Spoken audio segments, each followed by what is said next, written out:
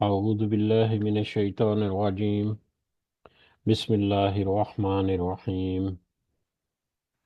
رب اشرح لي صدري ويسر لي أمري واحلل عقدة من لساني يفقهوا قولي. رب يسر ولا تعسر وتمم بالخير. اللهم لا سهل إلا ما جعلته سهلا وأنت تجعل الحزن إذا شئت سهلا. اللهم انفعنا بما علمتنا وعلمنا ما ينفعنا وزدنا علما. آمین یا رب العالمین۔ آج ہم انشاءاللہ اللہ کے خاص فضل و کرم سے، اس کی خاص رحمت اور توفیق سے سورۃ العصر کو سمجھنے کی کوشش کریں گے۔ سب سے پہلے ہم اسی کی حمد اور اسی کا شکر اور اسی کی تعریف کرتے ہیں جس نے ہمیں یہ وقت اور یہ مہلت عطا فرمائی، جس نے ہمیں یہ وسائل، یہ سہولیات، یہ ضروریات، یہ رزق، ٹیکنالوجی اور بے شمار انعام و اکرام اور فضل و کرم ہمارے اوپر کیا، اور خاص کر جس نے ہمارے دلوں میں یہ ڈالا کہ ہم اس بابرکت کلام کو سمجھنے کی کوشش کریں۔ اللہ تعالیٰ سے دعا ہے کہ اس کوشش میں ہمیں استقامت نصیب فرمائے، اس کی صحیح سمجھ اللہ تعالیٰ ہمیں عطا فرمائے،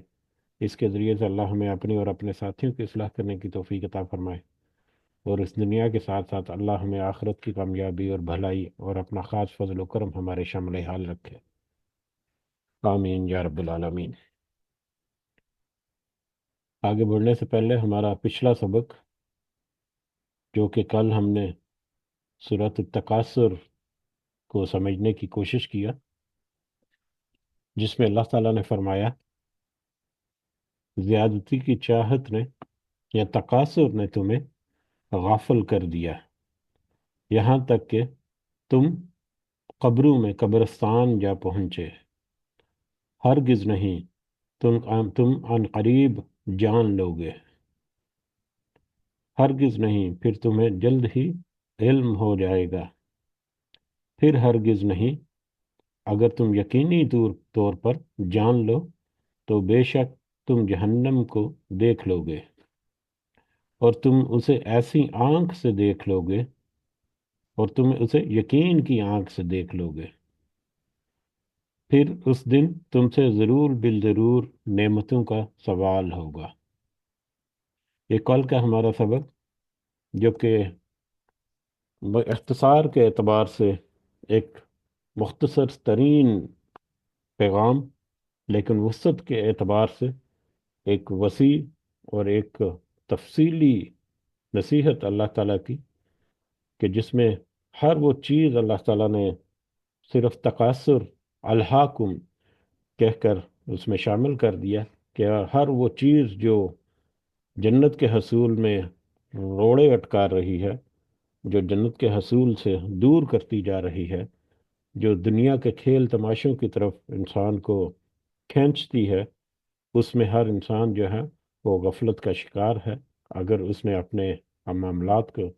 درست نہیں کیا۔ آج کا ہمارا سبق، اگر ہم پچھلے کل کے ہمارے سبق کے ساتھ ملا کر دیکھیں، تو کل ہم نے دیکھا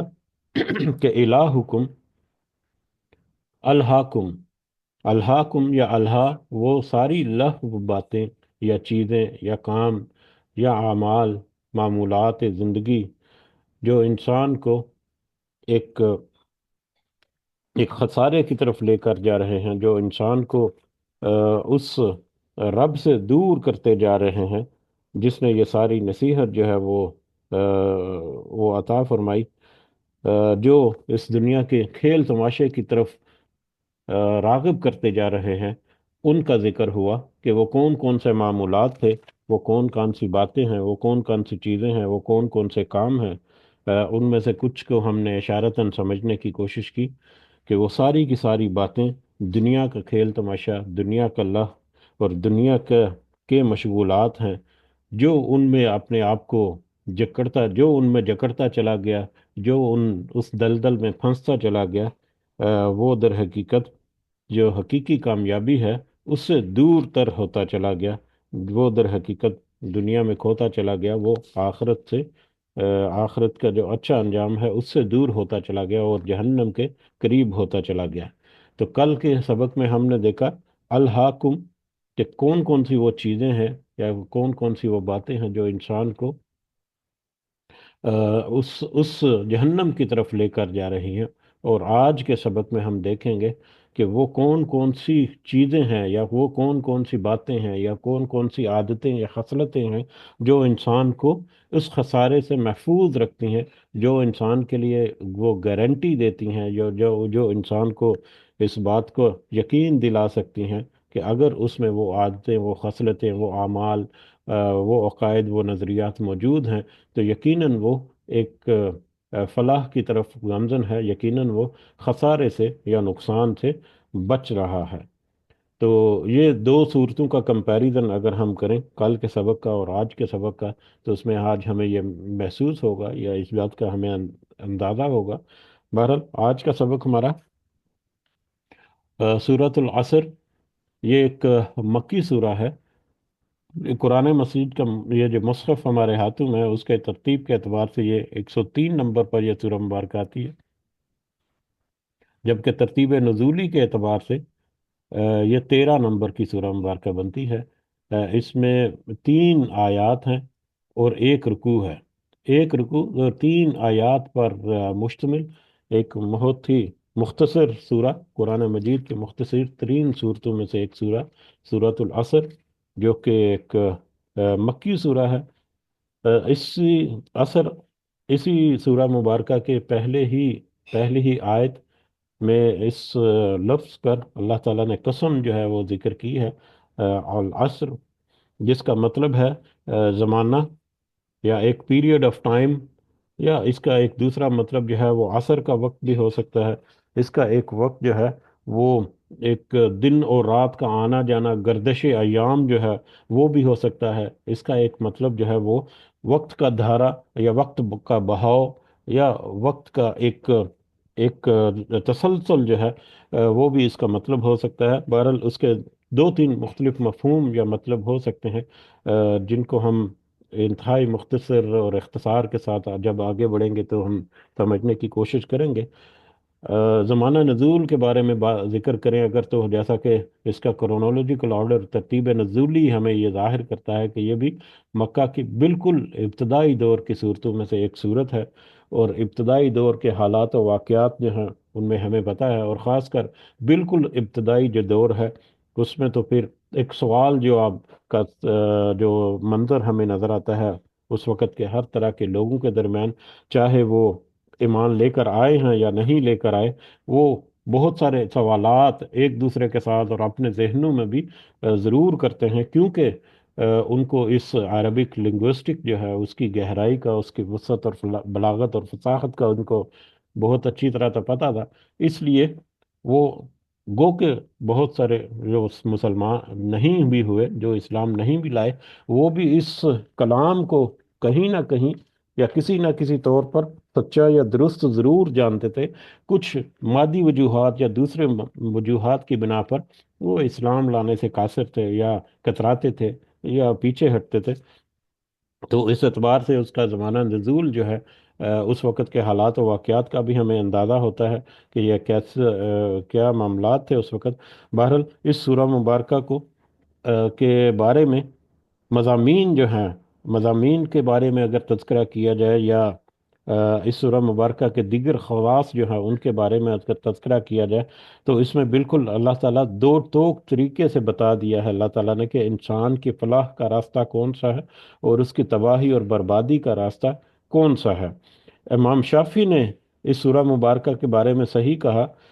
کہ اگر لوگ صرف اس سورہ مبارکہ پر، اس سورۃ العصر پر ہی غور کر لیں تو یہی سورہ مبارکہ جو ہے ان کے لیے ہدایت اور رہنمائی کے لیے کافی ہے۔ اور اس کی قدر و منزلت صحابہ کرام کی نظر میں اس قدر تھی کہ اس کا اندازہ اس بات سے لگایا جا سکتا ہے کہ جب نبی کریم صلی اللہ علیہ وسلم کے صحابہ میں سے 2 یا 2 سے زیادہ اصحاب آپس میں ملتے، آپس میں گفتگو کرتے، بات چیت کرتے، کہیں پر بیٹھتے کسی جگہ پر، تو جب وہ آپس میں جدا ہونے لگتے تو تب تک جدا نہ ہوتے جب تک کہ وہ ایک دوسرے کو سورۃ العصر سنا نہ لیتے۔ یہ تبرانی کی یہ روایت ہے، یعنی ان کے نزدیک یہ سورۃ العصر جو ہے وہ اس قدر بامانی سورہ، اور اس قدر وسیع نصیحت اور اس قدر وسیع پیغام جو ہے وہ اپنے اندر سمیٹے ہوئے ہے کہ وہ یاد دہانی کرنے کے لیے ایک دوسرے کو ان کو یاد تازہ کرنے کے لیے، یا نصیحت کی طرف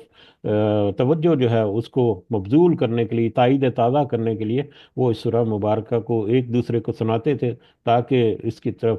اس نصیحت کی طرف، اس قرآن کی طرف، اس ہدایت کی طرف، اس دین کی طرف دل جو ہے وہ متوجہ رہے، اور اسی کی طرف مطلب رغبت جو ہے وہ ملتی رہے۔ اسی لیے اس سورہ مبارکہ کو مختصر ترین الفاظ کے ساتھ مفصل ترین سورہ جو ہے وہ کہا جا سکتا ہے۔ مختصر ترین الفاظ کے ساتھ مفصل ترین سورہ جو ہے اس قرآن مجید کی یہ سورۃ العصر ہے۔ اس کے بارے میں ایک ایک واقعہ بھی ہے۔ حضرت عمرو بن العاص، جو ابھی مسلمان نہیں ہوئے تھے رضی اللہ تعالیٰ عنہ، وہ اپنے مسلمان ہونے سے پہلے کا تذکرہ کرتے ہیں کہ وہ ایک دفعہ مسلمہ مسلمہ کذاب جو ہے، جس نے ایک جھوٹی نبوت کا دعویٰ کیا تھا، تو اس سے ان کی ملاقات ہوئی، تو جب اس نے مسلمہ نے اب عمرو کو دیکھا رضی اللہ تعالیٰ عنہ، تو پوچھنے لگا کہ کہو اس مدت میں تمہارے نبی پر کوئی وحی نازل ہوئی ہے؟ حضرت عمرو نے کہا کہ ہاں، ایک مختصر سی صورت مگر فصاحت والی صورت اتری ہے۔ تو مسلمہ نے پوچھا وہ کیا ہے؟ حضرت عمرو نے رضی اللہ تعالیٰ عنہ سورۃ العصر پڑھ کر اسے سنا دی۔ تو مسلمہ ذرا دیر سوچتا رہا، پھر کہنے لگا عمرو، دیکھو مجھ پر بھی ایسی ہی ایک صورت نازل ہوئی ہے۔ پھر عمرو نے پوچھا رضی اللہ تعالیٰ عنہ کہ وہ کون سی ہے؟ تو مسلمہ نے کچھ جملے بولے جو کہ وبر جانور کے متعلقہ تھے۔ وبر جانور ایک ہے، اس کے خواص کے متعلقہ وہ کچھ دو تین جملے اس نے ادا کیے، اور پھر اس نے پوچھا کہ عمرو ذرا بتاؤ کہ تمہارا کیا خیال ہے، میرے یہ کلام جو ہے جو مجھ پر نازل ہوا، تمہارا اس کے بارے میں کیا خیال ہے؟ تو عمرو نے کہا، یاد رکھنے کی بات ہے کہ حضرت عمرو بن عاص جو ہیں رضی اللہ تعالیٰ عنہ، اس وقت تک وہ مسلمان نہیں ہوئے تھے، یہ ان کے مسلمان ہونے سے پہلے کا یہ واقعہ ہے۔ تو عمرو نے رضی اللہ تعالیٰ عنہ کہا کہ میرا خیال ہے کہ تو خود جانتا ہے، تو تو خود ہی جانتا ہے کہ مجھے تیرا جھوٹے ہونے کا علم ہے۔ وبر بلی جیسا ایک جانور ہے، اس کے دونوں کان ذرا بڑے ہوتے ہیں، اور سینہ بھی اسی طرح، باقی جسم بھی بڑا حقیر سا ہوتا ہے۔ تو یعنی یہ صورتیں جو ہے، یہ چھوٹی چھوٹی صورتیں، جیسا کہ ہم تقریباً روزانہ تذکرہ کرتے ہیں کہ بہت سارے سوال جواب یا بہت ساری باتیں ان لوگوں کے دلوں میں یا ان کے ذہنوں میں مطلب اٹھتی تھی، تو اس واقعے سے بھی ہمیں پتہ چلتا ہے ڈائریکٹلی، یہ سورۃ العصر کے سے متعلقہ یہ واقعہ ہے کہ وہ لوگ جو ایمان نہیں لائے اس وقت، وہ بھی ان کی گہرائی کو، اس پیغام کو، اس نصیحت کو، اس کے اندر چھپے ہوئے جو مفہوم ہے اس کو بخوبی جانتے تھے، اور اس کا اثر ان کے اوپر ہوتا تھا۔ اور اس قرآن کی آیات کے مقابلے میں اگر کوئی دوسرا کلام یا دوسرا کسی بھی طرح کا ان کے اوپر تذکرہ کیا جاتا تو وہ فوراً سے ان کو پہچان لیتے، یعنی ان کو قرآن کی حقانیت یا قرآن کی حقیقت کا اس قدر اندازہ تھا، اس قدر ادراک تھا کہ اس کے مقابلے میں کوئی دوسرا قول ان کے سامنے آ جاتا تو وہ اس کو بھی جھٹلا دیتے تھے، اس کو بھی وہ سمجھ جاتے تھے کہ نہیں، وہ اس میں تو کوئی ایسی بات نہیں، لیکن یہ قول جو ہے اس میں ضرور کوئی ایسی بات ہے کہ جو حق ہے، جو چھپا ہوا ہے، جس کو مطلب جاننے کے لیے کوشش کرنی چاہیے، یا جو حقیقت پر مبنی ہے۔ تو اس طرح کے اور بھی واقعات ہمیں ملتے ہیں۔ بہرحال سورۃ العصر کے متعلقہ یہ ایک واقعہ تھا جو کہ اہم تھا، ہمارا سننا یا ہمارا سمجھنا یا ہماری یاد تازہ کر دینا۔ تو بہرحال اس سورہ مبارکہ کا موضوع، جیسا کہ پہلے ہم نے تذکرہ کیا، کہ دو ٹوک الفاظ میں اللہ تعالیٰ نے بتا دیا کہ وہ کون سی خصلتیں یا وہ کون سی باتیں یا وہ کون سے اعمال ہیں، وہ کون سے نظریات اور افکار ہیں جن کو تم اگر اپنی زندگی، اس دنیا کی زندگی میں شامل کرو گے تو تب ہی تم کامیاب ہو سکو گے، وگرنہ تمہارے لیے ناکامی جو ہے وہ تمہارا مقدر ہوگی۔ اور پچھلی سورہ مبارکہ کے کمپیرزن میں بھی ہم نے دیکھ لیا کہ پچھلی سورہ مبارکہ میں صرف الہاکم التکاثر، صرف دو الفاظ کے ساتھ اللہ تعالیٰ نے ہر وہ چیز جو ہے اس بریکٹ میں شامل کر دی کہ جو انسان کو دنیا کی غفلت میں اس طرح سے ڈالے رکھتی ہے کہ وہ جہنم کی طرف اس کا ٹھکانہ کر دیتی ہے، یا جہنم کی طرف اس کو ہانک کر لے جاتی ہے۔ لیکن سورۃ العصر میں ہم دیکھیں گے کہ دو ٹوک الفاظ میں اللہ تعالیٰ نے کچھ بنیادی ضرورت کی چیزیں جو ہیں یا خصلتیں یا ریکوائرمنٹ جو ہیں، جو اللہ تعالیٰ نے ذکر کر دی کہ جس انسان نے وہ بنیادی اپنی ریکوائرمنٹس جو ہیں، اپنی روحانی ضروریات کو پورا کر لیا، وہ یقیناً اس خسارے سے بچ گیا، وہ یقیناً اس لہو سے بچ گیا جو اس کو جہنم کی طرف گیر کر لے جاتی ہیں، جو اس یقیناً اس نقصان سے بچ گیا جو در حقیقت حقیقی نقصان قیامت میں قیامت کے روز جہنم کی شکل میں سامنے آ سکتا ہے۔ تو بہرحال اس کے مختصر سی تمہید کے ساتھ ہی ہم اس کا سبق آج کا شروع کرتے ہیں، اور شروع کرنے کے ساتھ ہی ہم حسب معمول اس سے پہلے بھی تذکرہ کر چکے کہ ہم اپنی کمزوری اور اپنی اپنی محدودیت جو ہے اس کا اظہار بھی ضرور کرتے ہیں کہ ہمارے اندر اتنی سخت نہیں کہ ہم ان صورتوں کو ان کا حق ادا کرنے کے ساتھ کی طرح سے ہم اس کو سمجھ سکیں یا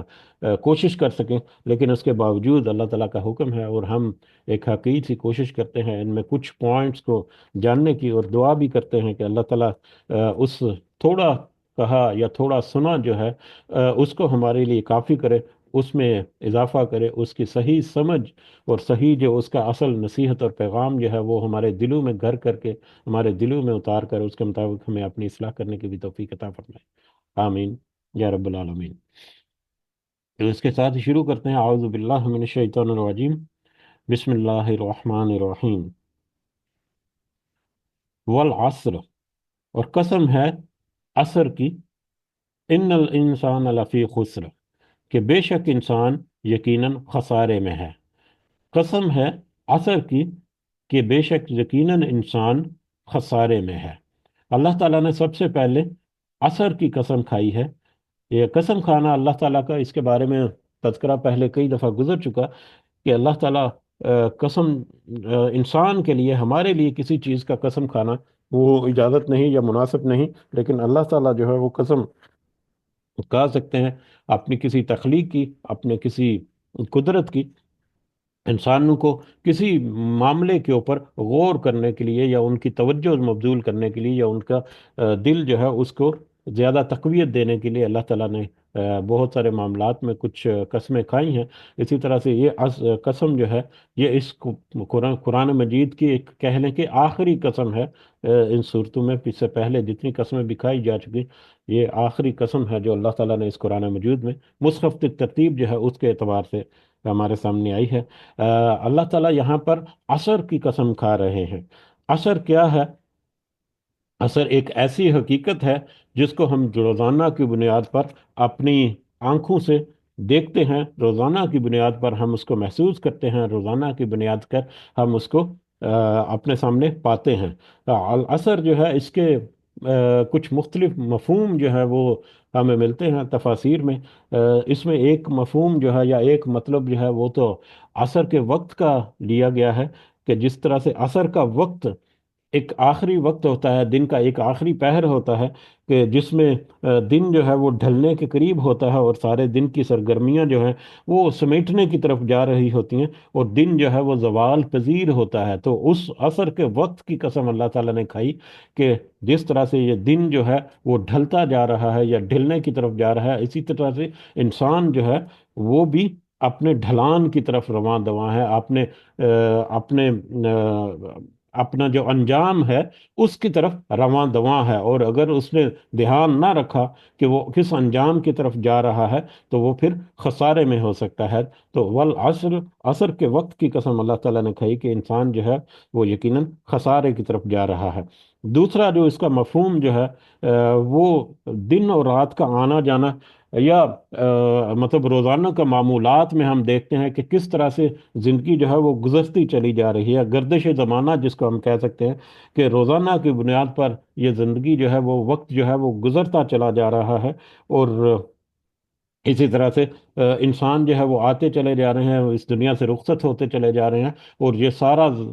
جو گردش ایام یا گردش زمانہ جو ہے، یہ ہمیں اس بات کی طرف اشارہ کرتا ہے کہ انسان جو ہے وہ مسلسل ایک سفر کی طرف رواں دواں ہے، اور ایک منزل کی طرف رواں دواں ہے۔ وہ منزل کون سی ہے، اس کو وہ ڈیسائیڈ کرنی ہے۔ اگر اس منزل کے تعین کرنے میں اس نے کوتاہی کی تو یقیناً وہ خسارے کی طرف بڑھتا چلا جا رہا ہے، لیکن اگر اس نے تھوڑا سا غور و فکر کر کے اپنے معاملات کو درست کر لیا، تو وہ اپنے منزل کی سمت اگر اس نے درست کر لی، اپنے ٹارگٹ کو اگر اس نے درست کر لیا، تو یقیناً وہ ایک اچھے انجام کی طرف رواں دواں ہے۔ تو انسان اس گردش زمانہ جو ہے، اس کی قسم اللہ تعالیٰ نے کہی کہ انسان جو ہے، اگر وہ اپنے منزل کو درست طرح سے ٹارگٹ کو نہیں سیٹ کرتا، تو وہ خسارے کی طرف رواں دواں ہے۔ لیکن اس کا تیسرا معنی جو ہے وہ سب سے زیادہ اختیار کیا گیا ہے، اور سب سے زیادہ مماثلت رکھتا ہے یا مطابقت رکھتا ہے اس پورے سورہ مبارکہ کے جو مفہوم ہے اس کے ساتھ۔ وہ تیسرا معنی ہے زمانہ۔ زمانہ کیا ہے؟ زمانہ جو ہے، اس کا زمانہ، زمانے کی قسم یہاں پر اللہ تعالیٰ نے کہی کہ زمانہ جو ہے اس بات پر گواہ ہے کہ انسان خسارے میں ہے۔ زمانہ کیا ہے؟ زمانہ در حقیقت ایک مدت کا نام ہے جس کے دوران کچھ امور یا کچھ کام جو ہے وہ انجام دیے گئے ہوں یا دیے جا رہے ہوں، دیے گئے ہوں یا دیے جا رہے ہوں۔ ماضی بھی ہو سکتا ہے اور حال بھی ہو سکتا ہے، اور مستقبل بھی اس طرح سے ہو سکتا ہے کہ ہر آنے والا لمحہ جو ہے وہ مستقبل سے حال میں کنورٹ ہو رہا ہے، اور ہر حال جو ہے اس وقت جو اس وقت ہے وہ ماضی کی طرف، ماضی میں کنورٹ ہوتا چلا جا رہا ہے۔ تو مستقبل جو ہے وہ حال میں کنورٹ ہوتا چلا جا رہا ہے، حال جو ہے ہر لمحہ ماضی میں کنورٹ ہوتا چلا جا رہا ہے۔ تو اس اعتبار سے اگر دیکھیں تو مستقبل جو ہے وہ بھی ایک زمانے کی تشبیہ اس کو دی سکتی ہے، کہ وہ بھی ایک وقت آئے گا کہ حال اور ماضی کا حصہ بن کر رہ جائے گا، حال ہو جائے گا اور پھر ماضی کا حصہ بن کر رہ جائے گا۔ بہرحال زمانہ جو ہے ایک مدت کو کہتے ہیں، یا دوسرا زمانے کا ایک مطلب جو ہے وہ وقت کا بہاؤ یا وقت کا دھارا جو ہے، وہ بھی ہم کہہ سکتے ہیں۔ اور وقت کو ہم نے ایک دو دفعہ اس کو ٹرانسلیٹ کرنے کی کوشش کی ہے کہ وقت کا مطلب ہے دو واقعات کے درمیان فاصلہ جو ہے وہ وقت ہے۔ دو واقعات کے درمیان فاصلہ جو ہے وہ وقت ہے۔ جس طرح سے اللہ تعالیٰ نے کہا ہے نا کہ یہ ذرہ جو ہے، کہ ذرہ برابر اعمال جو ہیں ان کو بھی نہیں چھوڑا جائے گا، ان کو بھی آخرت میں قیامت کے دن کاؤنٹ کیا جائے گا یا گنا جائے گا۔ اسی طرح سے وقت جو ہے اس کو بھی اگر ہم بریک ڈاؤن کریں تو وہ اس قدر چھوٹے سے چھوٹا لمحہ جو ہے وہ بھی اس قدر اہمیت کا حامل ہے کہ اس کو بھی کاؤنٹ ضرور کیا جائے گا۔ اور یہ وقت جو ہے وہ کس قدر چھوٹا ہو سکتا ہے، کس قدر وہ مختصر بھی ہو سکتا ہے، اس کا اندازہ کرنا ہمارے لیے ممکن نہیں ہے۔ وقت کو اگر ہم جو ڈیفینیشن ہم نے دیکھی ہیں، اس کو اگر دوسرے انداز میں، اس کی وقت کی جو وسعت ہے، اس کو اگر دوسرے انداز میں ہم دیکھنا چاہیں تو صرف ایک سیکنڈ، ایک سپیڈ آف لائٹ جو ہے، یہ روشنی کی جو رفتار ہے، روشنی صرف ایک سیکنڈ میں 3 لاکھ کلومیٹر تک سفر کر لیتی ہے۔ یعنی اللہ کی نظر میں، اور اللہ کے احکام جو ہیں وہ تو اس سے بھی زیادہ تیز رفتاری سے مطلب زمین پر اترتے ہیں اور پھر واپس اوپر کو چڑھتے ہیں۔ قرآن کی کچھ آیات میں ہم نے دیکھا تو اللہ تعالیٰ کے احکامات جو ہیں وہ تو اس سے بھی کس قدر زیادہ تیزی سے وہ سفر کر سکتے ہیں، وہ تو اللہ ہی جانتا ہے، واللہ عالم بالصواب۔ تو اس سے ہمیں اندازہ ہوتا ہے کہ جس طرح سے چھوٹا اعمال یا چھوٹے سے چھوٹا جو عمل ہے انسان کا وہ کاؤنٹ ہوگا، وہ چھوٹے سے چھوٹا عمل کرنے کے لیے اس کو ایک وقت درکار ہے۔ تو وہ وقت کی مقدار جو ہے وہ چھوٹے سے چھوٹی اور حقیر سے حقیر ہی کیوں نہ ہو، اس کو بھی کاؤنٹ کیا جائے گا، اور وقت کی مقدار کس قدر قلیل ہو سکتی ہے یا کس قدر چھوٹی ہو سکتی ہے، اس کا اندازہ ہم کر سکتے ہیں کہ ایک سیکنڈ میں 3 لاکھ کلومیٹر جو ہے وہ سفر کرتی ہے سورج کی روشنی جو ہے۔ تو کتنا قلیل سے قلیل جو مدت یا وقت ہو وہ بھی کاؤنٹ میں ضرور ہوگا، وہ بھی زمانہ جو ہے وہ کاؤنٹ کیا جا سکتا ہے۔ دو دو واقعات کے درمیان جو فاصلہ ہے وہ وقت ہے، یا اس کو زمانہ یا وقت کا دھارا یا وقت کا بہاؤ جو ہے وہ کہا جا سکتا ہے۔ بہرحال یہ تھوڑا سا کمپلیکیٹڈ بھی ہو جاتا ہے، اس میں زیادہ تفصیل سے اگر جائیں تو زمانے سے ایک دوسرا مراد یا عام فہم جو ہم کہہ سکتے ہیں کہ زمانے سے مراد گزری ہوئی مدت یا گزرا ہوا وقت جو ہے وہ بھی ہو سکتا ہے، جس کا جس کے معنی اگر ہم لے اگر تو یہ پہلی دو آیتیں جو ہیں جو اس کا مطلب یہ بنتا ہے کہ انسان کا گزرا ہوا دور یا انسان کا گزرا ہوا زمانہ یا انسان کی تاریخ جو ہے وہ اس بات کا گواہ ہے کہ انسان خسارے میں ہے۔ ہم کبھی کبھی عام بول چال میں بھی وقت اور زمانہ جو ہے دونوں کو ایک دوسرے کے مترادف کے طور پر ہم استعمال کر لیتے ہیں، اردو زبان میں بطور خاص ہم اس کو استعمال کرتے ہیں۔ جیسا کہ کبھی یہ الفاظ ہم نے سنے ہوں گے کہ ایک وقت تھا کہ لوگ جو ہیں وہ اونٹوں پر سفر کرتے تھے، ایک وقت تھا کر کے ہم کچھ پرانے وقتوں کی کچھ مثالیں دیتے ہیں۔ تو ایک زمانہ جو ہے اس کو ایک وقت کے طور پر بھی ہم کبھی اردو میں استعمال کرتے ہیں کہ ایک زمانہ تھا جب لوگ اونٹوں پر اور گھوڑوں پر سفر کرتے تھے، یا ایک وقت تھا جب لوگ اونٹوں اور گھوڑوں پر سفر کرتے تھے۔ تو بہرحال زمانہ اور وقت جو ہے اس کا گو کہ اس کے معنوی اور اصطلاحی مفہوم جو ہے ان میں تھوڑا سا فرق ضرور موجود ہے، لیکن اس سورہ مبارکہ کا جو لباب ہے یا جو اس کا مرکزی خیال ہے اس کے مطابق یہ دونوں چیزیں ہیں تقریباً ایک دوسرے کے ہم پلہ جو ہیں وہ ہو جاتی ہیں۔ تو بہرحال اگر گزرا ہوا زمانہ ہم لیں العصر کا مطلب، تو اس کا مطلب یہ ہے کہ انسان کی تاریخ، انسان کا ماضی، انسان کا گزرا ہوا کل جو ہے وہ اس بات پر گواہ ہے یا اس کی بات کی طرف اشارہ کرتا ہے کہ انسان جو ہے وہ خسارے کی طرف سفر کرتا جا رہا ہے یا خسارے کی طرف بڑھتا چلا جا رہا ہے۔ اب وہ گزرا ہوا زمانہ کیسے اس کو واضح کرتا ہے یا کیسے گواہی دے رہا ہے؟ گزرے ہوئے لوگ جو ہیں ان کی داستانیں، گزرے ہوئے قومیں جو ہیں ان کی داستانیں، گزرے ہوئے قوموں کے ساتھ کس طرح کے معاملات ہوئے، انہوں نے کیا غلطیاں کی جن سے آج کے انسان نے سبق نہیں سیکھا۔ پچھلی بہت ساری قوموں کے واقعات اور معاملات جو ہیں وہ گزر چکے ہیں، کس طرح سے انہوں نے اپنے نبیوں اور رسولوں کو جھٹلایا، دنیا میں بھی انہوں نے اپنے آپ کو خسارے میں ڈالا اور آخرت میں بھی وہ خسارے کی طرف چلے گئے۔ تو انسان کا زمانہ جو ہے، زمانہ ماضی جو ہے، وہ انسان کو اس طرف یہ گواہی دیتا ہے یا اس طرف اشارہ کرتا ہے کہ انسان جو ہے وہ خسارے میں ہے۔ اسی طرح سے اس کا دوسرا معنی جو ہے وہ ہے زمانہ حال۔ پہلا تھا زمانہ ماضی، دوسرا ہے زمانہ حال۔ موجودہ وقت جو ہے، گزرتا ہوا وقت جو ہے یا گزرتا ہوا زمانہ جو ہے وہ ہے اس اعتبار سے اگر دیکھا جائے تو در حقیقت جو گزرتا ہوا زمانہ ہے تو یہ دراصل وہ وقت ہے جو ایک شخص کو انفرادی طور پر، چاہے وہ انفرادی طور پر ہو، چاہے وہ اجتماعی طور پر پوری قوم یا گروہ کے لیے ہو، کہ ایک وقت ہے جو اس فرد کو یا اس قوم کو دیا گیا ہے جس کے دوران اس نے کچھ کام جو ہے وہ سر انجام دینے ہیں۔ کچھ وقت کا ایک مدت ہے جو کسی فرد کو یا کسی قوم کو یا کسی گروہ کو عطا کی گئی اللہ تعالیٰ کی طرف سے، جس پیریڈ کے دوران، جس مدت کے دوران اس کو کچھ امور انجام دینے ہیں اور پھر وائنڈ اپ کر کے اگلا جو منزل ہے اس کی طرف رواں دواں ہو جانا ہے۔ یہ بالکل اسی طرح سے ہے۔ اس کی مثال جیسے کہ ایک اسٹوڈنٹ ہے یا کچھ اسٹوڈنٹس کی ایک کلاس ہے، ایک اسٹوڈنٹ، ایک طالب علم انفرادی طور پر بھی، یا ایک کلاس جو ہے طلباء کی، طالب علموں کی ایک جماعت جو ہے کلاس، وہ اجتماعی طور پر بھی ایک کمرہ امتحان میں بیٹھے ہیں اور ان کو ایک وقت جو ہے وہ دے دیا گیا ہے 3 گھنٹے یا 2.5 گھنٹے،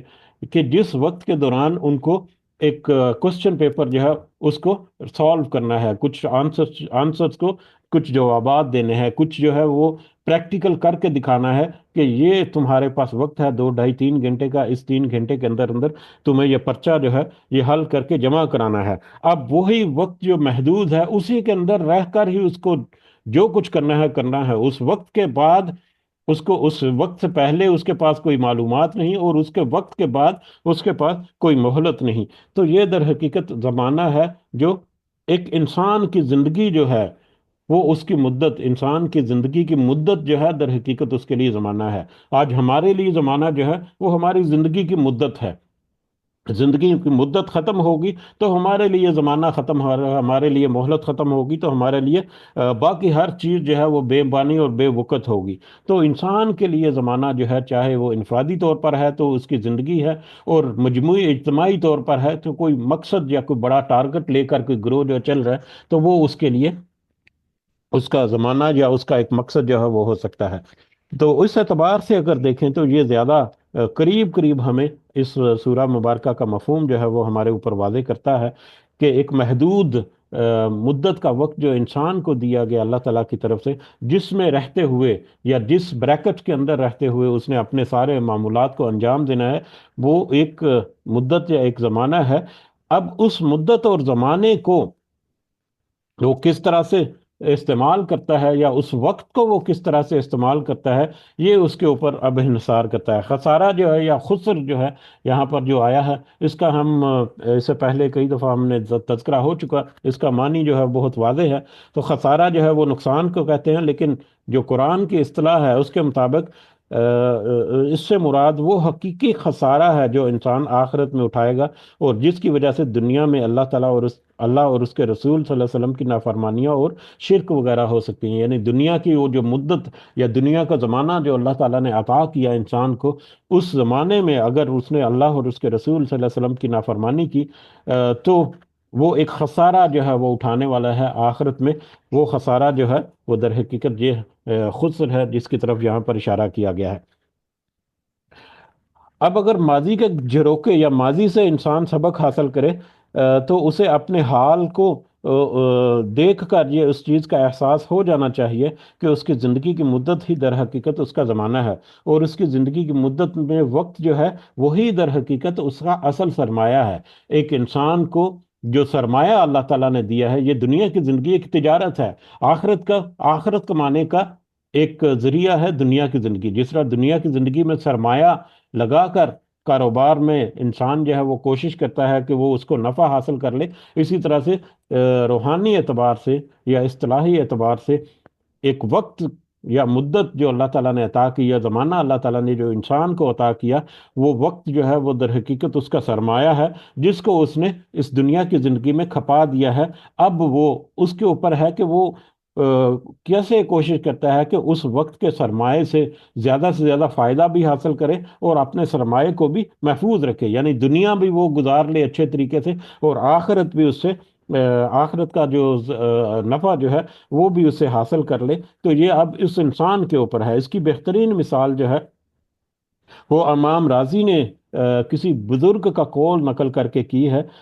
کہ میں نے سورۃ العصر کا مطلب ایک برف فروش سے سمجھا جو بازار میں آواز لگا رہا تھا کہ رحم کرو اس شخص پر کہ جس کا سرمایہ گھلا جا رہا ہے۔ اس کی یہ بات سن کر میں نے کہا کہ یہ تو والعصر ان الانسان لفی خسر کا مطلب ہے، یعنی عمر کی مدت جو انسان کو دی گئی ہے وہ برف کے گھلنے کی طرح تیزی سے گھل رہی ہے۔ اس کو اگر ضائع کیا جائے یا غلط کاموں میں صرف کر دیا جائے تو یہی انسان کا خسارہ ہے۔ تو انسان کا مدت کا وقت جو ہے اللہ تعالیٰ نے جو عطا کیا ہے، یہی در حقیقت انسان کا سرمایہ ہے اس دنیا کی زندگی میں۔ جس نے اس سرمایہ کو بہترین طریقے سے استعمال کیا، بہترین طریقے سے اس دنیا میں کھپایا، یقیناً وہ کامیاب جو ہے وہ ہو گیا۔ لیکن جس نے اس سرمایہ کو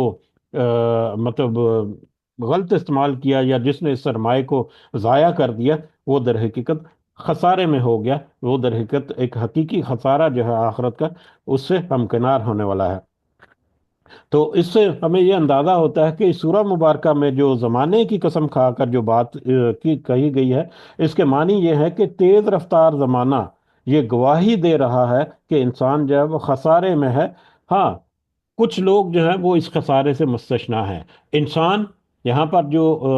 مخاطب ہے انسان، یہ انسان جو ہے، یہ انسان بنی نوع انسان کہہ لیں، بنی نوع انسان جو ہے، اس پورے نوع انسانی کو اللہ تعالیٰ نے یہاں خطاب کیا ہے کہ اے انسان، تم ذرا نوٹ کر لو اپنے وقت کو، اپنے اپنے دھارے کو دیکھ لو، اپنے وقت کے دھارے کو، اپنی مدت کو، اپنے زمانے کو دیکھ لو، چاہے وہ ماضی کا زمانہ ہے یا مستقبل میں آنے والا وقت ہے، جو کہ تمہارا حال جو ہے وہ بنتا جا رہا ہے، کہ تم اس کے اوپر غور و فکر کرو تو تمہیں اندازہ ہوگا کہ تم خسارے کی طرف روان دوا ہو۔ ہاں، تمہاری اس خسارے سے نجات جو ہے وہ ضرور ہو سکتی ہے، تم اس خسارے سے اپنے آپ کو محفوظ رکھ سکتے ہو اگر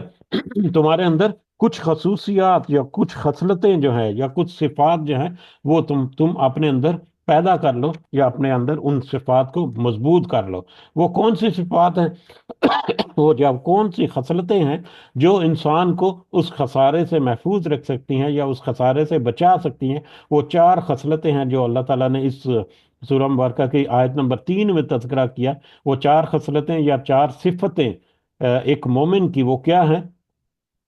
الا الذین الا ما سوائے، یعنی وہ کون سی خصوصیات ہیں جن کا حامل شخص جو ہے وہ خسارے سے بچ سکتا ہے؟ الذین آمنو، وہ شخص وہ لوگ جو ایمان لائے۔ سب سے پہلی صفت جو ہے وہ ایمان کی ہے۔ دوسری صفت وعامل الصالحات، اور ایمان کے بعد اس نے نیک اعمال بھی کیے۔ اور پھر تیسری صفت وتواصوا بالحق کی، اور تواصی بالحق، یعنی حق کی تلقین کرتا رہا، حق بات کی نصیحت کرتا رہا، ایک دوسرے کو حق بات کی طرف ترغیب دیتے رہے وہ لوگ۔ اور چوتھی جو خصوصیت ہے یا چوتھی صفت جو ہے وہ تواصوا بالصبر، کہ وہ تواصی بالصبر ہے، یعنی صبر کی تلقین کرتا رہا، صبر کی نصیحت کرتا رہا، صبر کی وصیحت جو ہے وہ ایک دوسرے کو کرتے رہے یہ لوگ جو ہیں۔ تو یہ چار خصوصیات کے عام حامل، چاہے وہ انفرادی شخص ہے، چاہے وہ اجتماعی طور پر پوری قوم ہے، وہ کامیاب ہو سکتی ہے۔ جس نے ان چاروں کو یا چاروں میں سے کسی ایک کو بھی چھوڑ دیا، وہ خسارے کی طرف جا رہی ہے۔ اب کیوں تذکرہ ہوا کہ چاروں میں سے کسی ایک کو بھی چھوڑ دیا؟ وہ اس طرح سے ہے کہ اگر اس ترتیب کو ہم دیکھیں تو ترتیب میں سب سے پہلے کیا؟ ایمان، ایمان کے بعد ہے عمل صالح، عمل صالح کے بعد ہے حق بات کی تلقین کرنا، اور پھر حق بات کی تلقین کے بعد کیا ہے کہ صبر کی نصیحت یا صبر کی تلقین جو ہے وہ کرتے رہنا۔ تو یہ چاروں جو خصوصیات ہیں ان کو اگر ہم ترتیب سے دیکھیں تو ہمیں ایک لیولز نظر آتے ہیں۔ جس طرح گیمز جب کھیلتے ہیں بچے تو ان کے لیول ہوتے ہیں۔ پہلا لیول جو ہے وہ بڑا آسان سا ہوتا ہے، بڑی آسانی سے اس کو مطلب انسکلڈ بندہ جو ہے وہ بھی عبور کر لیتا ہے، بڑی آسانی سے وہ لیول جو ہے وہ پار کر لیتا ہے یا اس میں کامیاب ہو جاتا ہے۔ لیکن اس سے اگلا لیول جو ہے وہ پہلے لیول کی نسبت تھوڑا سا مشکل ہوتا ہے، لیکن جب تک وہ پہلا لیول عبور نہیں کرے گا اگلے لیول کو وہ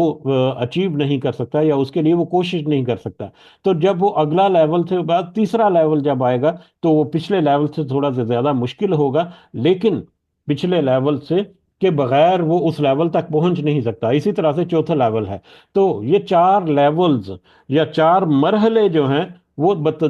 ترتیب وار جہاں پر اللہ تعالیٰ نے تذکرہ کر دیے کہ سب سے آسان مرحلہ جو ہے وہ انسان کا اس کامیابی کی طرف اس خسارے سے بچنے کا سب سے آسان مرحلہ جو یہ ہے وہ ہے کہ وہ انسان جو ہے وہ ایمان لے کر آئے۔ اور ایمان لانے کے بعد صرف ایمان لے آنا جو ہے وہ کافی نہیں ہے اس کو خسارے سے بچانے کے لیے۔ ایمان لانے کے بعد اس کو تھوڑی سی اور محنت کر کے اس ایمان کے مطابق پھر نیک کام بھی کرنے ہیں، عمل صالح بھی کرنے ہیں۔ اور پھر عمل صالح جب کرے گا تو پھر وہ عمل صالح جو ہے وہ وہیں تک محدود نہیں رکھنا، اگلے لیول پر اس کو جاننا ہے کہ اس عمل صالح کے ساتھ اس کو حق بات کی تلقین بھی کرنا ہے۔ اور جب اگلا لیول تیسرا لیول اچیو کرے گا تو اس میں اس کو بہت ساری مشکلات آئیں گی، جس کو اگلے لیول پر جا کر اس نے مطلب حاصل کرنا ہے، جن کے اوپر اوور کم کرنا ہے یا جن کے اوپر قابو پانا ہے، وہ ہے صبر کے ساتھ۔ تو یہ تین منزلیں یا تین مرحلے جو ہے بتدریج اللہ تعالیٰ نے یہاں پر تذکرہ کیا، جو کہ بہت ہی خوبصورت ترتیب جو ہے وہ ہمیں نظر آتی ہے۔ تو یہاں پر اگر اس ترتیب کو ہم مختصر انداز میں اگر ہم دیکھیں، کیونکہ وقت جو ہے وہ کافی حد تک ہمارا کم بھی ہے، تو ہم دیکھتے ہیں کہ سب سے پہلا مرحلہ جو ہے وہ ایمان کا ہے۔ تو ایمان جو ہے وہ ایک ایسی صفت ہے یا ایک ایسا پہلو ہے جس کے بغیر کوئی شخص جو ہے وہ کامیابی کی طرف سفر جو ہے وہ کر ہی نہیں سکتا۔ یعنی کامیابی کی طرف بڑھنے کا جو سب سے پہلا جو قدم ہے یا جو سمت درست کرنا ہے، جہاں بھی وہ بھٹک رہا ہے اس نے ایک کامیاب منزل کی طرف اگر سفر کرنا ہے تو سب سے پہلے اپنا قبلہ درست کرنا جسے کہہ سکتے ہیں، اپنی سمت اس کو درست کرنی ہے۔ تو اس سمت کا درست کرنا جو ہے وہ ایمان کا لے کر آنا ہے۔ اور ایمان اس کے بارے میں قرآن میں کچھ آیات جو ہے وہ تو زبانی اقرار ایمان کی طرف اشارہ کرتی ہیں، لیکن جو اس کا اصل مفہوم یا اس کا اصل استعمال جو ہے وہ سچے دل کے ساتھ ایمان یا یقین جو ہے وہ لے کر آنا ہے۔ کن باتوں پر یقین لانا ہے وہ تو ہم آگے جا کر دیکھتے ہیں، لیکن یہ لازم ہے کہ یہ سچے ایمان، سچے دل کے ساتھ یا سچے دل میں پورا سچ رکھ کے، پورے یقین کے ساتھ کسی بات پر مطلب ایمان لانا جو ہے، وہ در حقیقت ایمان کی پہلی صفت ہے، یا کامیابی کی منزل کی طرف جو پہلا جو سٹیج ہے یا پہلا لیول جو ہے وہ یہ ہے۔ اس میں بہت ساری قرآن کی آیات بھی ہمیں ملتی ہیں جو کہ ہم سکپ کرتے ہیں، لیکن سب سے اہم آیت جو سورۃ النساء کی آیت نمبر 136 ہے، یا ایھا الذین آمنوا آمنوا باللہ ورسولہ، کہ اے لوگو جو ایمان لائے ہو، ایمان لاؤ اللہ پر اور اس کے رسول پر۔ یعنی اے لوگو جو ایمان لے کر آئے ہو، تمہارا صرف منہ زبانی ایمان لانا ہی کافی نہیں ہے، بلکہ تمہیں چاہیے کہ تم صدقے دل سے ایمان لے کر آؤ اللہ پر بھی اور اس کے رسول پر بھی صلی اللہ علیہ وسلم۔ تب ہی تم اس بات کے دعویٰ دار ہو سکتے ہو کہ تم واقعی ایمان لے کر آئے ہو۔ اسی طرح سے سورۃ الحجرات کی ایک آیت ہے جس کا کچھ حصے کا مفہوم یہ ہے کہ یہ بدو کہتے ہیں کہ ہم، یہ بدو یا یہ بدو جو ہے وہ کہتے ہیں کہ ہم ایمان لائے، تو آپ کہہ دیجئے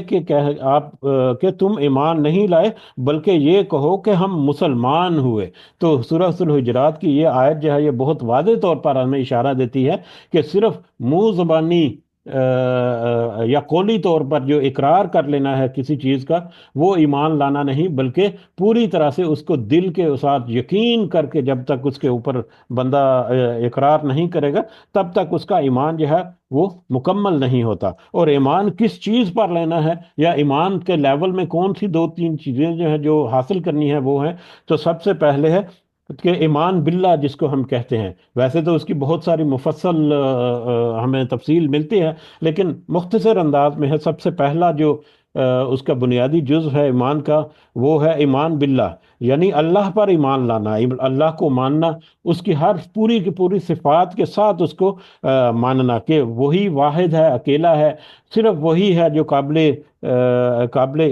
عبادت کے لائق ہے، اس کے علاوہ کوئی اور عبادت کے لائق نہیں ہے۔ یعنی توحید جو ہے اس کو پوری طرح سے قبول کرنا، صرف وہی ہے جس کی عبادت کی جا سکتی ہے، صرف وہی ہے جس کی بندگی اور اطاعت کی جا سکتی ہے، صرف وہی ہے جس کے اوپر توکل کیا جا سکتا ہے، صرف وہی ہے جس سے دعا مانگی جا سکتی ہے، اور صرف وہی ہے جو اس کا حق رکھتا ہے کہ اس سے سب سے زیادہ محبت کی جائے یا سب سے زیادہ اطاعت کی جائے۔ تو ایمان باللہ یعنی توحید، اور توحید کے بعد اللہ کے دوسری صفات جو ہیں ان کو پوری طرح سے یقین کے ساتھ ان کو ماننا جو ہے، یہ ایمان کا سب سے پہلا اور سب سے بنیادی حصہ ہے۔ اور بنیادی دوسری جو بات ہے، ایمان بالرسالت ہے، یعنی رسولوں پر ایمان لانا ہے، رسولوں پر، نبیوں پر، اللہ تعالیٰ کی طرف سے جو پہلے بھیجی گئی جو کتابیں ہیں ان کے اوپر ایمان لانا، ملائکہ جو ہیں، فرشتے جو ہیں، ان کے پر ایمان لانا، اور اسی طرح سے آخری رسول جو ہیں صلی اللہ علیہ وسلم، ان کی رسالت جو ہے اس کی بھی گواہی دینا، اور اس کتاب کے اوپر بھی یعنی قرآن کے اوپر بھی ایمان لانا، تو یہ ایمان بالرسالت ہے۔ اور تیسرا جو ہے سب سے ایمان، وہ ایمان بالغیب بھی کہہ سکتے ہیں، یا ایمان بالآخرہ بھی کہہ سکتے ہیں، کہ آخرت پر ایمان لانا جو کہ ہمارے سامنے ابھی نہیں ہے، غیب ہے، لیکن جس طرح سے اللہ اور اس کے رسول نے بتا دیا، جو پہلے دو لیول میں اللہ اور اس کا رسول اور اس کی کتاب بھی تینوں شامل ہیں، جس طرح سے ہمیں اللہ اور اس کے رسول نے بتا دیا صلی اللہ علیہ وسلم، اسی طرح سے قیامت کے اوپر ایمان لے کر آنا، یا ان باتوں کے اوپر جو ان دیکھی ہیں ان کے اوپر ایمان لانا، ان کے اوپر یقین کر لینا، یہ ایمان کا ایک بنیادی حصہ ہے یا بنیادی جزو ہے۔ تو ایمان باللہ، ایمان بالرسالت، اور ایمان بالآخرہ یا ایمان بالغیب جو ہے، یہ دو تین جو ہیں بنیادی طور پر ہیں۔ یہ ضروری اور لازم ملزوم ہے، جب تک کوئی انسان جو ہے وہ ایمان نہیں قبول کرے گا یا ایمان نہیں لے کر آئے گا اللہ کے اوپر، اس کے رسول کے اوپر، اور اللہ کی بتائی ہوئی غیب کی باتوں کے اوپر، تب تک وہ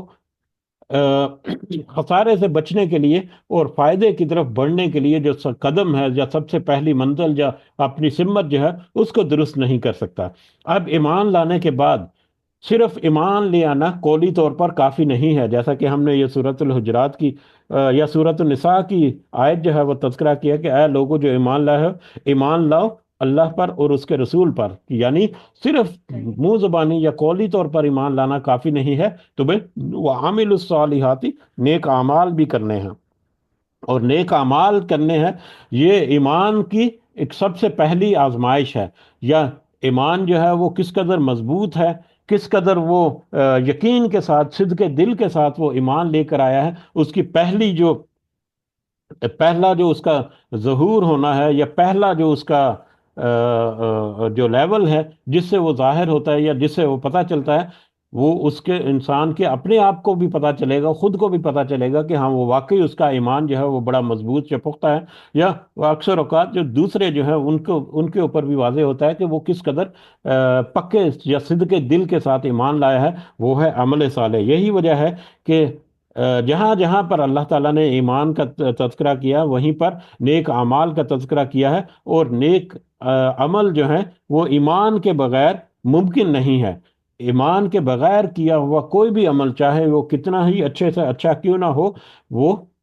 قابل قبول نہیں ہے، وہ قابل فائدہ نہیں ہے، اس کا کچھ فائدہ نہیں ہے۔ تو یعنی قرآن کی روح سے کوئی عمل بھی اس وقت تک عمل صالح نہیں ہو سکتا جب تک کہ اس کی جڑ میں ایمان موجود نہ ہو، اور وہ اس ہدایت کی پیروی میں نہ کیا جائے جو اللہ اور اس کے رسول صلی اللہ علیہ وسلم نے دی ہے۔ اسی لیے قرآن مجید میں ہر جگہ عمل صالح سے پہلے ایمان کا ذکر ہے، اور اسی سورہ میں بھی اسی طرح عمل صالح سے پہلے ایمان کا تذکرہ آیا ہے کہ عمل صالح کو اگر تم نے فائدہ مند کرنا ہے تو اس کے لیے سب سے پہلے ایمان کو مضبوط کرنا ہے۔ اس کی مثال بالکل ایسے ہی ہے کہ جیسے ایک بیج کے بغیر درخت نہیں اگ سکتا ہے، تو جب تک ایک بیج کو زمین میں بویا نہیں جائے گا، وہ وہاں سے درخت نہیں نکلے گا۔ تو وہ بیج جو ہے در حقیقت ایمان ہے، جس کو جب بویا جاتا ہے کہ گویا کہ وہ انسان کے دل میں سمو گیا، تو اب وہ بیج سے جب وہ پھل یا درخت نکلنا شروع ہوگا تو وہ عمل صالح ہے۔ اگر وہ بیج سے درخت نہیں نکلا تو وہ بیج بھی سمجھو کہ دفن ہو گیا، اس بیج کا بھی کوئی فائدہ نہیں، وہ مٹی میں مل کر مٹی ہو گیا، وہ بالکل بے سود اور بے فائدہ ہو گیا۔ تو وہ بیج اور درخت کا بننا جو ہے وہ ایمان اور عمل صالح کو ظاہر کرتا ہے، کہ وہ بیج جو ہے اگر وہ بو دیا اور اس میں سے تنا اور درخت اور پھل پھول جو ہے وہ نکلنا شروع ہو گیا، تو اس کا مطلب ہے کہ وہ بیج جو ایمان کا بویا تھا وہ واقعی صحیح معنوں میں نفع بخش ہے، اور اس سے آگے عمل جو ہے وہ بھی انسان کرتا جا رہا ہے۔ تو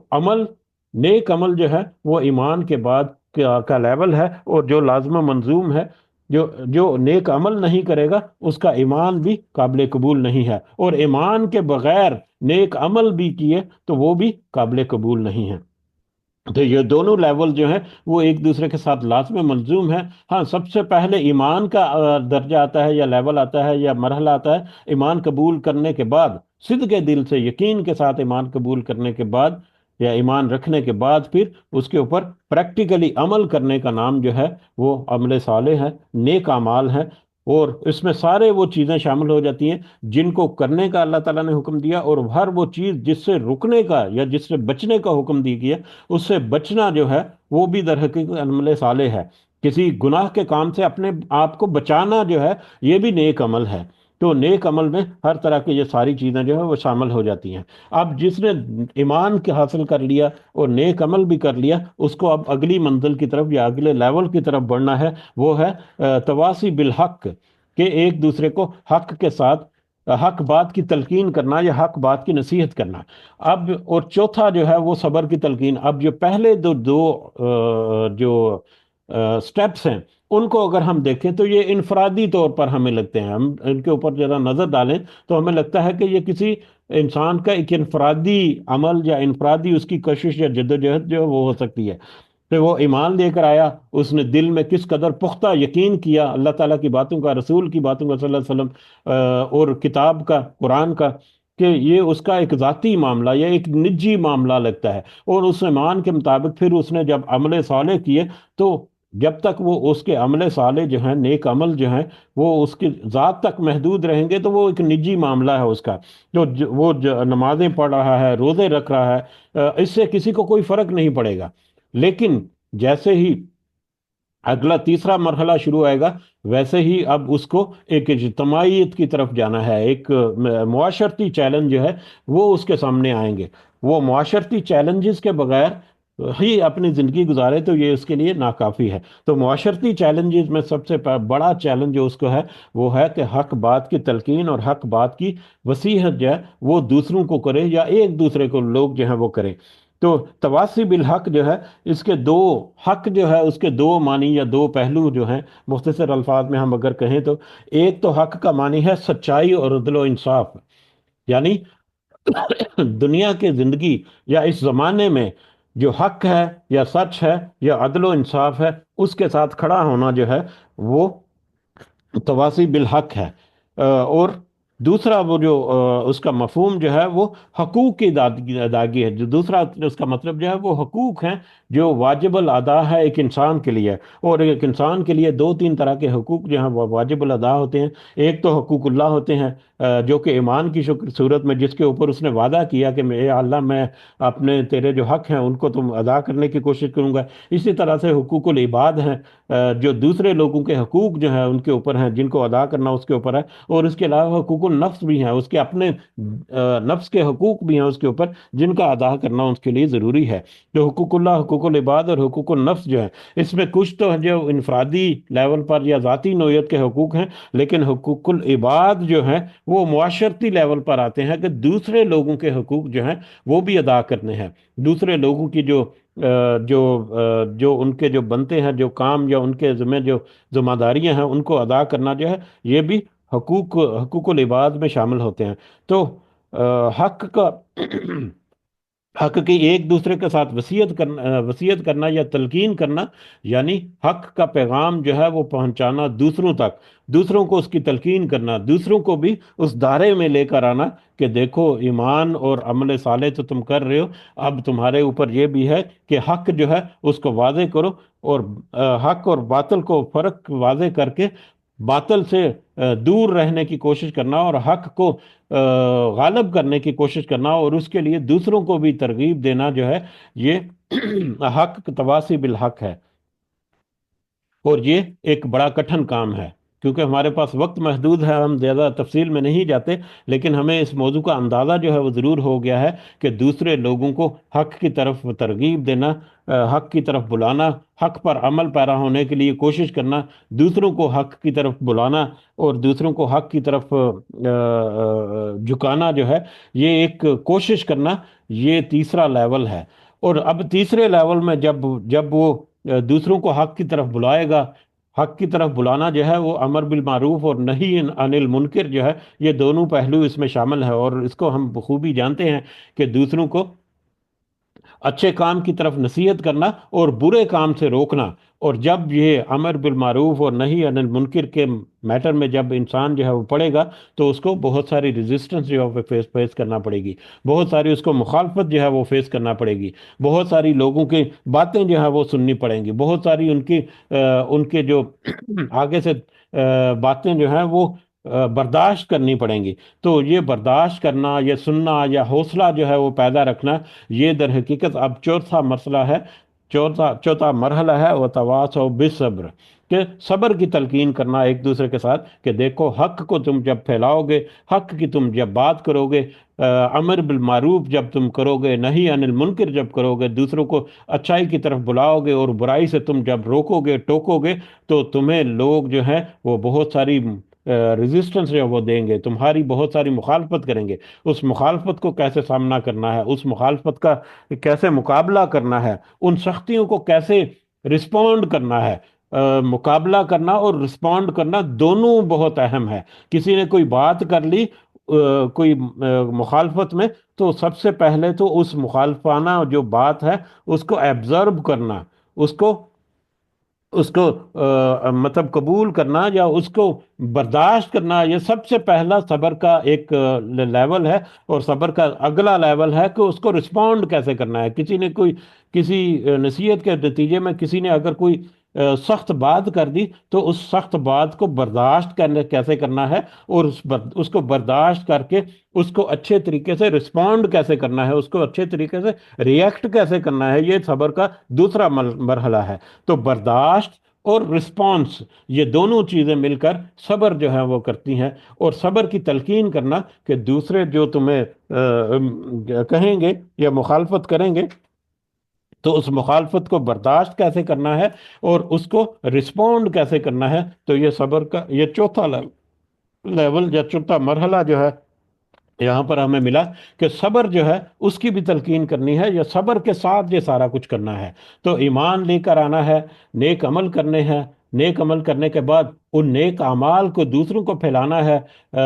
برے جو کام ہیں ان سے دوسروں کو روکنا ہے، اور اس نیک کام کی ترویج اور برے کام سے منع کرنے کے نتیجے میں تمہیں جو مصائب اور مشکلات آئیں گی ان کو کیسے برداشت کرنا ہے، اور اس کو کیسے پھر اچھے طریقے سے رسپونڈ کرنا ہے یا ریئیکٹ کرنا ہے، چوتھے لیول میں صبر کیسے کرنا ہے۔ تو جس نے یہ چار خصلتیں یا خصوصیات اپنے اندر پیدا کر لی، وہی انسان ہے در حقیقت جو خسارے سے محفوظ رہ گیا، جس نے اپنے آپ کو خسارے سے بچا لیا۔ تو بہرحال یہ مختصر انداز میں ہم نے سمجھنے کی کوشش کی یہ سورہ مبارکہ کو، کہ انسان جو ہے وہ یقیناً خسارے کی طرف جا رہا ہے، ہاں البتہ وہ شخص جس نے اپنے ایمان کو مضبوط کیا، صحیح معنوں میں ایمان کو برقرار کر لیا، پھر اس کے مطابق اس نے نیک اعمال بھی کیے، اور اس کے مطابق پھر اگلے لیول پر پہنچا، اور اس نے جستجو کی کوشش کی اس نیک عمل کو آگے پھیلانے کی، گناہوں سے دوسروں کو بچانے کی، خود کو بھی اپنے آپ کو بھی بچانے کی، اور اس کے نتیجے میں اس کو جو راستے میں مشکلات آئیں، چاہے وہ ذاتی انفرادی طور پر بھی یہ مشکلات آ سکتی ہیں، کہ انفرادی طور پر بھی جب وہ نیک عمل کرتا ہے تو اس کو بہت ساری مشکلات کا سامنا کرنا پڑتا ہے۔ انفرادیت کو ہم نے زیادہ ڈسکس نہیں کی، تواسی بالصبر میں بھی اور حق میں بھی، لیکن صبر اور حق میں انفرادی لیول پر بھی بہت سارے معمولات ایسے ہیں جن کو سہنا پڑتا ہے۔ مطلب کاروبار کرنا ہے تو نیک کاروبار کرنا ہے، یا حلال طریقے سے رزق حاصل کرنا ہے، اب حلال طریقے سے رزق حاصل کرنے کے لیے بہت سارے کمپرومائز کرنے پڑیں گے انفرادی طور پر بھی۔ اب وہ کمپرومائز آپ کرتے رہیں، لوگوں کو کچھ فرق نہیں پڑے گا۔ مطلب کوشش کرنی ہے کہ حلال روزی ہو، تو اس کے لیے کوئی ناجائز رستہ نہیں اپنانا، کوئی دھوکہ فریب نہیں کرنا۔ تو آپ یہ انفرادی طور پر اپنے لیے بھی یہ کوشش کریں گے، آپ جب ایسا کریں گے آپ، تو اس کے لیے بہت سارے معاملات جو ہیں وہ ہمیں کمپرومائز کرنا پڑیں گے، جس کے اوپر صبر کرنا جو ہے وہ بھی ہماری زندگی کا ایک یا اس زمانے کا ایک بنیادی حصہ جو ہے، یا ایک بڑا اہم پہلو ہے۔ تو بہرحال یہ جو چاروں خصلتیں ہیں، انفرادی اعتبار سے بھی اور اجتماعی اعتبار سے بھی، یہ انسان کو زمانے کی طرف اشارہ کرتے ہیں، کہ یہ زمانہ جو ہے وہ خسارے کی طرف جا رہا ہے، ماں سوائے ان لوگوں کے جنہوں نے اپنے اندر یہ خصوصیات جو ہیں وہ چار خوبیاں جو ہیں وہ پیدا کر لی، اور یہی چار خوبیاں در حقیقت اس قدر وسیع ہیں، اس قدر وسیع وسعت رکھتی ہیں، کہ انسان جو ہے صرف یہ چار خوبیوں کی طرف اگر توجہ دے تو اس کو پوری زندگی، اپنے زندگی کے پہلے دن سے لے کے آخری دن تک، ہر معاملے میں اپنے آپ کو درستی کی طرف لے کر جانا ہوگا، اپنے معاملات کو درست کرنا ہوگا۔ اللہ تعالی ہمیں توفیق دے کہ ہم اپنے معاملات کو درست کریں، ان چار خوبیوں کو ہم اپنائیں، اور ان کے مطابق ہم اپنی اصلاح کر کے دوسروں کو بھی اس کی تلقین کرنے کی اللہ تعالی ہمیں توفیق عطا فرمائے۔ آمین یا رب العالمین، وما علینا الا البلاغ المبین۔ جی جزاکم اللہ خیرن، ایکچولی پوائنٹس تو بہت سارے نوٹ کیے ہوتے ہیں، لیکن وقت کا خیال رکھتے ہوئے ہم کافی حد تک اس کو جب اختصار کرنے کی طرف آتے ہیں تو کافی ساری چیزیں یا باتیں جو ہیں وہ مس بھی ہو جاتی ہیں۔ بہرحال اشارتاً ہم جو سمجھنے کی کوشش کرتے ہیں ان میں بھی اللہ تعالی ہمیں توفیق دے کہ ہم جو تھوڑی سی کوشش کرتے ہیں اس میں سے زیادہ سے زیادہ فائدہ ہم اس دنیا کی زندگی میں بھی اٹھائیں، اور آخرت میں بھی اللہ تعالی ہمیں اس کا نفع دے۔ آمین یا رب العالمین۔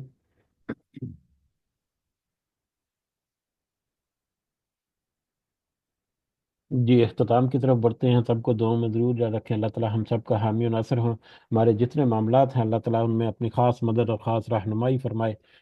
ہمارے جتنے دنیا کے معاملات ہیں ان میں بہت ساری مشکلات بھی ہوں گی، اللہ تعالی ہمیں ان ساری مشکلات میں اپنی خاص مدد اور خاص رہنمائی اور خاص رحمت ہمارے اوپر کرے، ہمیں ایمان میں ہمیں مضبوط کرنے کے بننے کی اللہ تعالی ہمیں توفیق عطا فرمائے۔ اس کے بعد نیک عمل کرنے کی بھی اللہ تعالی ہمیں انفرادی طور پر بھی اور اجتماعی طور پر بھی اس کی توفیق عطا فرمائے، اور پھر ایک دوسرے کو حق بات کی تلقین کرنے کی اور صبر کی طرف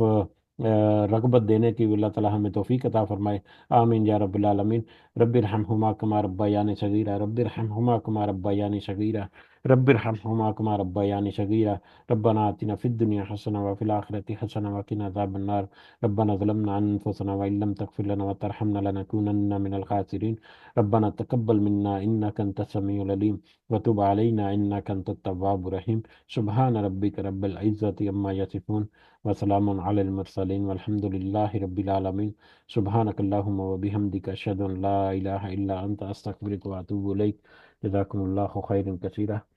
السلام علیکم ورحمۃ اللہ وبرکاتہ.